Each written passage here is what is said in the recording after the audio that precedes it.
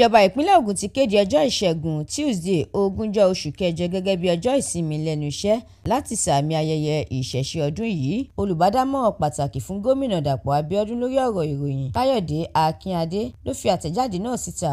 Ó ní àbájáde ọ̀hún wáyé látàrí èròǹgbà ìjọba láti ṣe pọ̀ pẹ̀lú gbogbo ẹ̀sìn. Ó ní ìsinmi ọ̀hún yóò fún gbogbo àwọn oníṣẹ̀ṣe jákèjádò ìpínlẹ̀ Ogun láǹfààní láti ṣayẹyẹ ọdún wọn. Nínú àtẹ̀jáde ọ̀hún, Gómìnà Abíọ́dún fìdí ẹ̀ múlẹ̀ pé ìpínlẹ̀ Ogun jẹ́ ìpínlẹ̀ tó gba gbogbo ẹ̀sìn mọ́ra pẹ̀lú àlàáfíà. Nítorí náà, káwọn ọlọ́dún máa gba àlàáfíà láàyè bí wọ́n ṣe ń ṣọdún wọn.